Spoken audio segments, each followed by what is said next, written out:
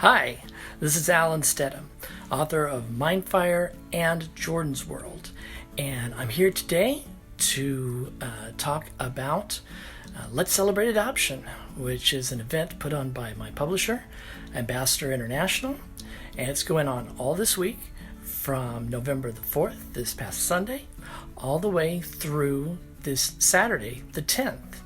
So what is this all about? It's all about promoting adoption and foster care, because it's just really important in terms of these are lives out there that could be improved by being in the love of a family, and there's all kinds of resources and opportunities out there, but there's lots of things to consider too.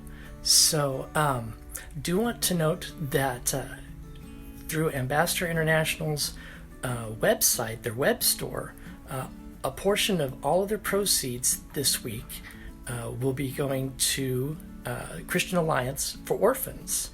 All you have to do if you go there and buy their books is at the checkout put in the code November, and then that will make sure that those proceeds go to where they need to go.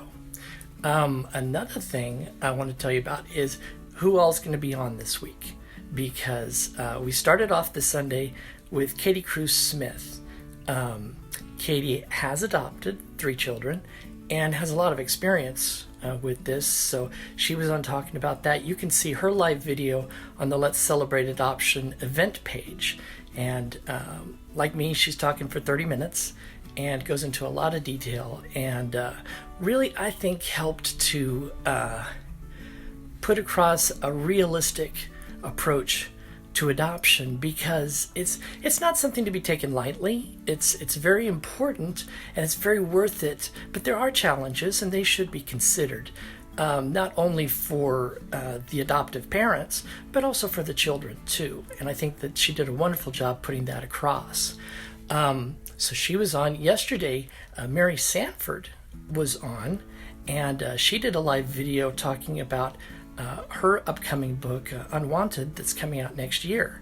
And so that focuses on adoption. Of course, today I'm on, and I'm talking about adoption, the event, and also how the theme of adoption ties into all of my books. And I will be going into more detail about that in a few minutes. Now, tomorrow, Jarm Del Boccio is coming on, and she will do a live, and she will be talking about her books and her experiences. And then Thursday, Heather Norman Smith will be on, and she has written several books and has some experience looking into foster care and adoption.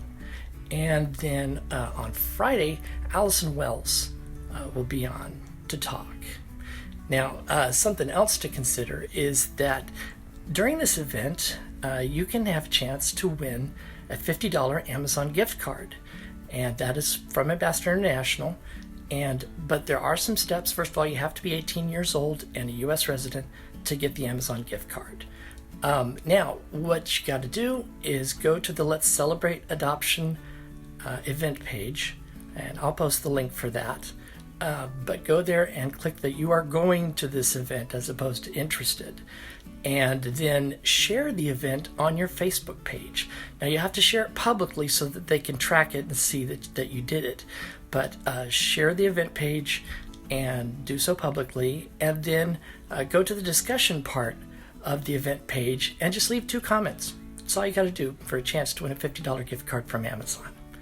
So it's really important. The topic of adoption actually means a lot to me. Now, I have not personally adopted, and I'm not presently looking into adoption, although it's something that I would consider at some point in the future if the opportunity arose and if there was a need. But I have seen family members, friends, folks that I went to school with that have all adopted, whether they've adopted domestically or whether they have adopted internationally. And it makes such a huge difference in their lives. Hi, Katie. And it changes your life because you're becoming a parent to someone, and you are, taking them into your home and into your heart, and that's just one of the most loving things that you can do. But it is important to be prepared for it, to research into it, and make an informed decision. Same thing with foster care, because in foster care, you looking at kids that may have been in rough circumstances, or any number of circumstances, but the purpose is the same, because it's showing love to kids that need it, and taking them into your home, whether temporarily or as a step towards adoption.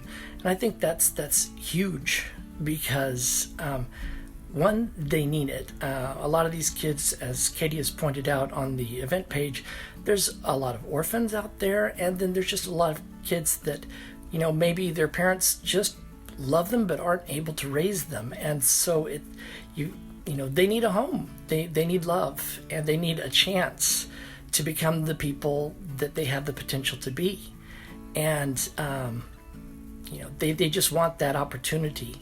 And now, some may have behavioral problems, some may have medical issues that need to be addressed, but they all need love. They all need that chance. And so adoption and foster care gives them that chance.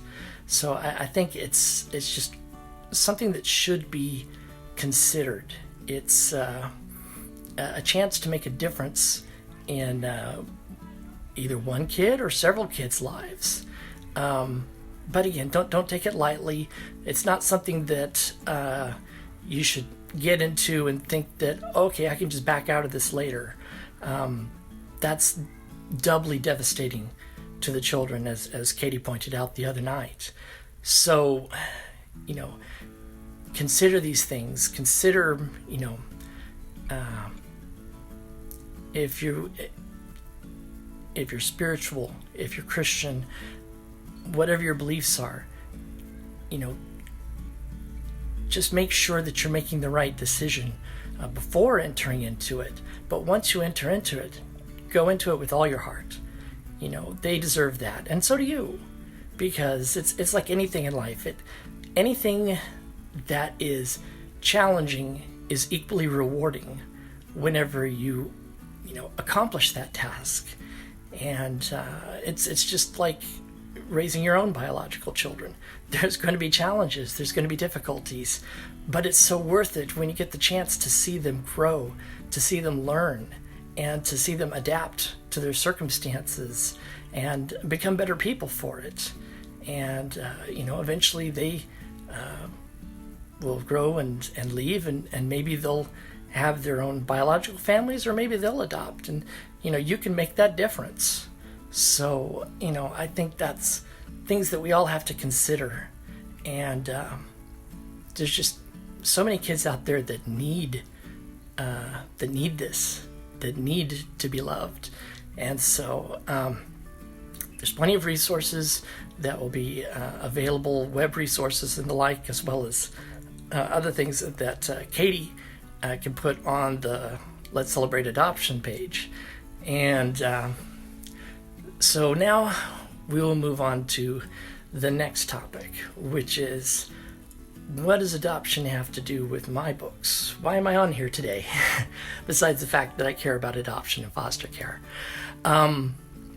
So we'll start with Mindfire. Now, the lead character in Mindfire is Leah Hamilton. And Leah is her father was a superhero, and her mother is a supervillain. But without giving too many spoilers, he managed to get the mother to give the child to him to raise. And then he and his wife, she became the stepmother, the adoptive mother of Leah. And they raised her for 20 years before she develops powers. And some of these questions that have been lingering need to be answered. But I really wanted to show that relationship between essentially the adoptive mother of Sue and her adoptive daughter of Leia, because it's a really special relationship, because to the degree that Leia calls Sue mom. She's not her biological child, but she raised her. She loved her. She really helped her to develop into the woman that she is. And that love, that relationship is real strong and real evident throughout the book. And so, and then she's got a half sister named Tanya, and so there's this whole blended family relationship going on in Mindfire. And then later on in the story, another character is in the process of being adopted, and and he's actually in his 20s, but it can happen at any age. You can have teens, you can have younger children, or infants, newborns that need that love, that need to be taken into a family. And so that I wanted that to come out, because I didn't set out actually to do that, but that's the way that I was led. That's the way that that this story came to me, and I was really leaning on the Lord about this story. I lean on the Lord about every story, but these elements were really important. They're kind of the foundation of it, and it helps to bring out who these characters are, and it really shows that the reason why Leia even has a chance to make sense of her circumstances is because she's got that firm foundation of a family that was given to her by her father and adoptive mother, and the home that they were raised in. She was so important to them that they even gave up being superheroes so that they could be good parents. And I don't think you see that too much in stories, but I think it's also a little reflective of real life, because as parents, we will do anything for our kids within reason. So Katie asked me, what kind of research did I do to create these characters? I created these characters back in 1980. Between 1980 and 1985, I wrote comics as a kid. I mean, not professionally, obviously, but I developed these characters over the course of 20 years, starting in 1980. And so I knew them in and out. Now, when it came time to write this particular story, I did do some retconning. I did some rearranging to modernize it, but there had always been a story about Leia. There was one that I wrote in 1996, shortly after I became a Christian, that showed this character, Leia, going through a struggle in her life, a spiritual struggle in her life, and having to get those answers. And that really meant a lot to me, even though it was in a comic. So I wanted to take elements of that. I wanted to take elements and characters from these comics that I had created, but I wanted to specifically weave them into a story that's relevant today, that's not limited by by my own inexperience back in the 80s and 90s. But the neat thing about writing characters for so long is that you get to know them. You get to learn their ins and outs, what's important to them, what makes them tick. And so when I did the setup for Mindfire, I really wanted to do this aspect of Leia's father, and I don't want to give too much spoilers, so I'm going to be very careful about what I say here. But the important thing is that the research, if you will, was just the experience of writing the characters. and writing these storylines and knowing these characters extremely well.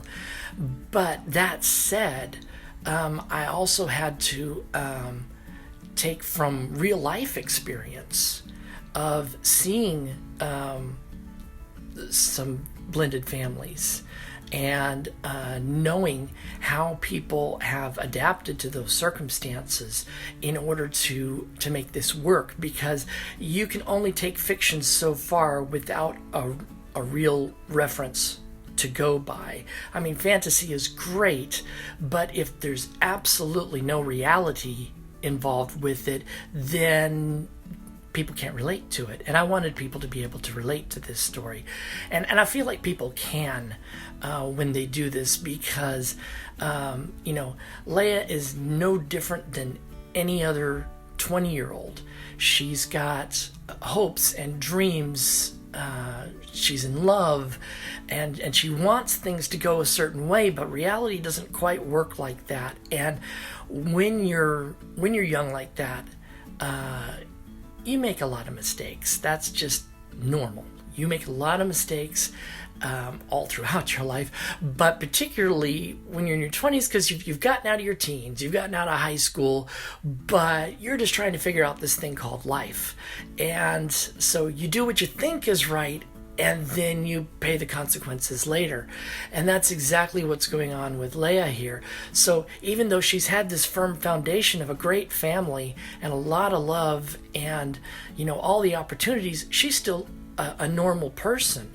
The only difference is she's a normal person that has the ability to set things on fire and move them with her mind. So, that's where things get a little crazy.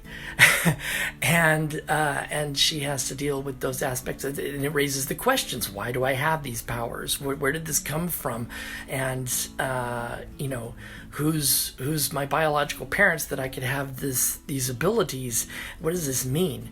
And so, but the neat thing about this story, that's really no spoilers to say this, but she needs the support of her family even more once these fantastic things happen, because she doesn't know what to do.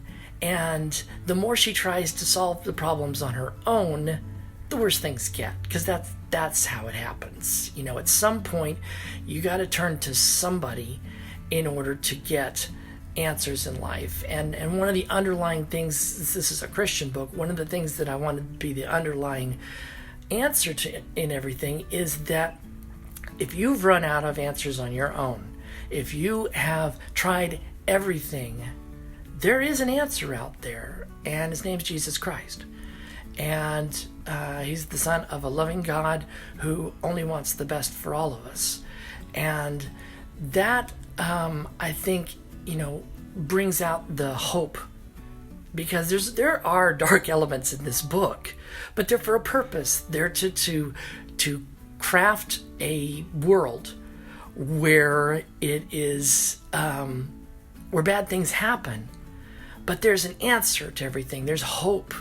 And so I really hope that comes through. And I really enjoyed making the story. It's really close to my heart because those characters are really close to my heart. I wrote them for, like I said, 20 plus years. And so they're kind of like an extension of my family. And so even if I never do a sequel to Mindfire, I feel like this is a really good honoring of those characters, and it tells a really loving story. So, that's what I was going for there. And thank you, Katie. I appreciate that. So now I'm going to go on to talking about the Jordan series, because that has a different element of adoption in it. As I've mentioned previously, the lead character, Jordan Lewis, and her mother, even in the prologue of the book, get abducted by aliens, taken through a transport device to an Earth-like world, and dropped off there. But they're dropped off near a friendly tribe of local aliens. And so that tribe takes them in. They adopt them. They adopt Jordan and her mother and bring them into their tribe. They're patient with them. They take care of their medical needs. They teach them their language, their culture, and they try and find a place for them within that society of this tribe on this world that really doesn't have any technology. So it's a lot of culture shock. It's a lot of adaptation, and things aren't easy at all. And then on top of it, Jordan and her mom are cut off from their home world. They don't have any way to get back. So there's the loss of, a husband and father, a son and brother, and so the family's literally split in two by the seemingly callous actions of these aliens that have taken them to this world called Alderaan. And so the first adoption takes place there, that the mother and the daughter are adopted by the tribe, and they're shown love. They're given this this chance for a good life potentially on this world. No, it's not going to be the same as it was on Earth. They're not going to have the things they had. They're not going to have the people they knew, but they've got essentially a new family on this world. And where things get really interesting in the first book is that Jordan finds out that the aliens that brought her are possibly on the other side of this world. And so she and some of her friends set off on a quest to find them, hopefully to get answers, maybe for the slim chance to maybe go back to Earth. But along the way, Jordan has to ask, is this really what I want? Which world is Jordan's world? And that was a lot of fun to write too. It was very interesting because it got to show, the differences between the world that Jordan came from, Earth, to this new world, Alderaan. And so, in a way, the environment is, the environment of this new world is the potential enemy. And it's really interesting how the adaptation takes place. And like I said, when they first get there, there's loss, there's shock, there's a lot of reactions, difficulties. They have a really hard first winter there, and it's just completely different from what it was like on Earth. And then once we get into the second and third Jordan books, that theme of adoption continues in different ways, without giving again too much spoilers. But the second book features an instance of a war orphan who's taken in by some unexpected people that have to consider that role of adoptive parent, and can they make a lifelong commitment to this child? And it's not easy. It's not a simple choice, and the long-term consequences, the long-term benefits have to be considered. I mean, it's even the instance of a person saying, I had bad parents. Could I be a good parent to this person who needs me? And that question gets answered.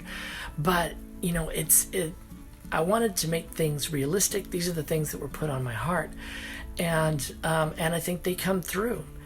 And after the Jordan trilogy is done, I have started a Christian steampunk trilogy, and there's a character in there that her mother felt she could not raise her, so she basically drops her off with her sister, and her sister chooses to be the adoptive parent.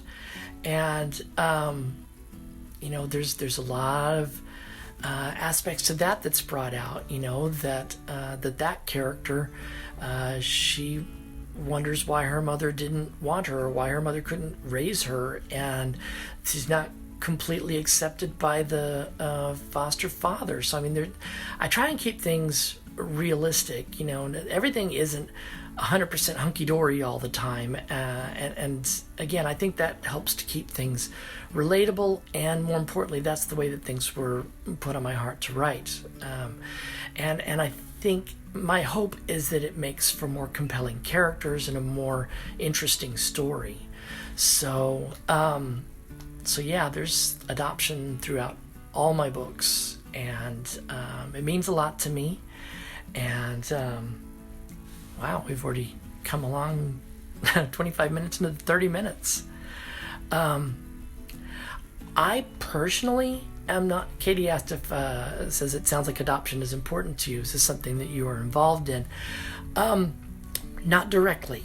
Like I say, I know friends both from church and people I grew up with, went to school with, and even family members who have adopted and done foster care, and so I can really see the benefit of it, and that's one of the reasons it means so much to me, because I can see what it meant to them, how it changed their lives for the better, even with the struggles, even with the difficulties, because it's really, in the end, it's all about love, and it's all about sharing your love and sharing God's love, because everyone has the potential, if they're called upon by circumstances, by life, by whatever happens, you may have to make that choice someday, and so it's good to